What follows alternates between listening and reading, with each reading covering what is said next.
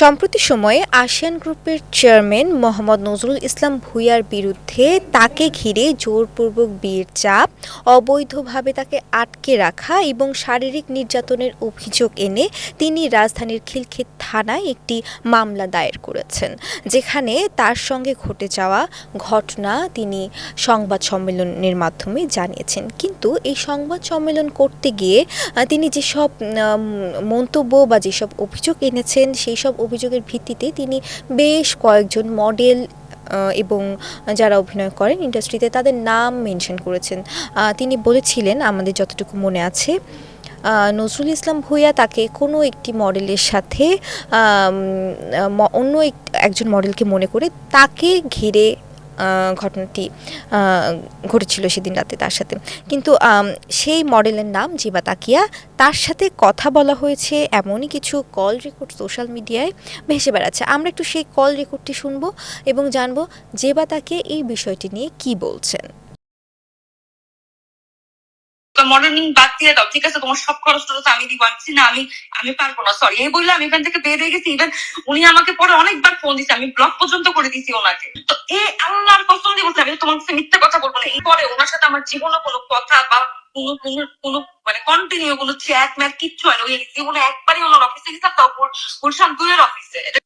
না, আমি ওর সাথে কেন কথা, ওর সাথে কোনো যোগাযোগ না, ওর সাথে ওর তো নাম্বার নাই আমার কাছে, ওর বয়ফ্রেন্ড আমি চিনিও না এখন। ও তো আমার দেখতে পারে 2023 সালে, এখন তোর সাথে কোনো যোগাযোগ নাই। ওর বয়ফ্রেন্ডের সাথে তো অনেক আগেই ব্রেকআপ হয়ে গেছে। আগের বয়ফ্রেন্ডের সাথে শুধু ব্রেকআপ হয় না, ওদের অনেক খারাপ ভাবে ব্রেকআপ হয়েছে। কিছু বুঝলাম না, এই নজরুল রাজ কেন আমাকে মনে করে ভাই নজরুল রাজ নাকি ও আমার নাম কেন বললো ওরা মারবে, এটা কেন কথা? আমার সাথে মারামারি কথাই বা কেন আসবে? আমি সুন্দরভাবে মানে আমি বুঝলাম না। আমি জামাই নিয়ে মানে আমার জামাই আসছে, আমি কি চলে গেছি এটার সাথে, এটাকে ইউজ করে এখন পুরাপুরি আমি কোনোভাবে এটার সাথে মিলাইতে পারতেছি না। ও একটা ছেলের সাথে ডেট করতো, আসিফ নাম, ঠিক আছে? এই আসিফের সাথে ওর একটা ছেলেকে ডেট করতো আসিফ ভাইয়া। এই আসিফ ভাইয়ের সাথে ওর আগে আমার পরিচয় ছিল। তো আসিফ ভাইয়া আমাকে পছন্দ করতো আর কি। তো ও স্নিগ্ধারের মাঝে মধ্যে বলতো যে এবারে আমার খুব ভালো লাগে, খুব ভদ্র। তো আসিফ ভাইয়ের সাথে আমার কোনো রিলেশন, ওনার কোনো কিছুই না, বড় ভাই টাইপের থাকে না, কোনো কিছুই না। তো ওরে যে প্রশংসা করতো, ওইটা নিয়ে খেয়াল করতো আর কি। তারপর আরেকটা ওর ওই যে সাকিব সনেট, ও সাকিব সনেটের সাথে কয়েকদিন ঘুরতো না, সাকিব সনেট বলতো যে বাকে আমার খুব ভালো লাগে, অনেক ভালো ভদ্র, ঠিক আছে, হার্ড টু কন্ট্রোল কানেক্ট, ও অনেক ডিমান্ডিং, এগুলো বলতো আর কি। ওর 2% কাছ থেকে যখন আমার কথা শুনছে, ওর একটা খ্যাচ তৈরি হয়ে গেছে আমার প্রতি, বুঝছো? এটা কি আমি বুঝলাম না। নজরুল, তুমি একটা কথা বলো, ও একটা প্রতিষ্ঠিত নায়িকা, ওকে কিভাবে সেমা মনে করতে পারে? ও 20 লাখ টাকার জন্য ও কাজে গেছে, কি যেন কি টিভিসি অফিসে করতে গেছে। তো আমার কি সম্পর্ক? বা আমি কি 20 লাখ টাকার জন্য আমার কি ওকে 20 লাখ টাকা দেয় টিভিসি অফিসে করতে? ও যেখানে বানায় বানায় কথা বলতেছে শুধু শুধু আমার কি হবে জানো? কিছু কিছু মেয়ে খ্যাচ আছে না, আমি তো সবসময় মানুষ রুডলি, কিছু কিছু সময় আমি রুডলি বিহেভ করতাম, ঠিক আছে, কিছু কিছু মেয়েরা পাত্তা দিতাম না। এসব মেয়েরা কি করবে এখন আমার উপরে খ্যাচ উঠাবে? কোনো সম্পর্ক ছিল না। একদিন আমি খালি ওনার অফিসে গেছিলাম, উনি আমাকে ওই যে এশিয়ান সিটির একটা 50,000 টাকা থেকে টিপিসি করাবে, টিপিসি করাবে, এটা বলে নিয়ে গেছে। নিয়ে যাওয়ার পর তুমি আমার অফিসে জব করো, সে করার পর আমি বলছি ভাই আমি জব করবো না, আমি তো মডেলিং বাদ দিয়ে দাও, ঠিক আছে, তোমার সব খরচ টরচ আমি দিব, না আমি পারবো না, সরি এই বললে আমি এখান থেকে বের হয়ে গেছি। ইভেন উনি আমাকে পরে অনেকবার ফোন দিচ্ছে, আমি ব্লক পর্যন্ত করে দিছি ওনাকে। তো এই আল্লাহর কসম দিয়ে বলছে, আমি তোমার কাছে মিথ্যা কথা বলবো না। এই পরে ওনার সাথে আমার জীবনে কোনো কথা বা কোনো মানে কন্টিনিউ কোনো চ্যাট ম্যাট কিচ্ছু হয় না। ওই জীবনে একবারই ওনার অফিসে গেছিলাম, তাও গুলশান 2 এর অফিসে। এটা কি ছিল খিলক্ষেত, ও মনে হয় গেছে হচ্ছে হসপিটালে, জীবনে হসপিটালেও যায়নি। তো আমরা যে বিষয়টি এতক্ষণ শুনছিলাম, জেবা তাকিয়া বলেছেন এই বিষয়ে তিনি সম্পূর্ণ কিচ্ছু জানেন না। কেন তার নাম মেনশন করা হলো, কেন জেবা তাকিয়াকে স্নিগ্ধা চৌধুরী ভাবা হলো, এই বিষয়টি সম্পর্কে তিনি একদমই অবগত নন। তার বক্তব্য শুনে যতটুকু বোঝা গিয়েছে, স্নিগ্ধা চৌধুরী সম্পূর্ণ ব্যক্তিগত আক্রোশ থেকে তার নামটি উল্লেখ করেছে, এমনটি বলছেন জেবা তাকিয়া। এর পাশাপাশি আসিয়ান গ্রুপে একজন মডেল যিনি কর্মরত রয়েছেন, তাকে নিয়েও স্নিগ্ধা চৌধুরী এলিগেশন বা অভিযোগ দায়ের করেছেন। তিনি বলেছেন সেই মডেলটি সামিয়া ইসলাম সোফা তার নাম, তিনি ওখানে উপস্থিত ছিলেন। তিনি তাকে বলেছেন যে স্নিগ্ধা চৌধুরী যে বা তাকিয়া নন। তারপরও কেন ওখানে বসেছিলেন সেদিন রাতে, কেন সেই মডেল কিছু করলো না, এটি নিয়েও স্নিগ্ধা চৌধুরী একটি অভিযোগ দায়ের করেছেন ক্যামেরার সামনে। এবার আমরা সামিয়া ইসলাম সোভার বক্তব্য শুনবো, তিনি কি বলছেন এই বিষয়ে।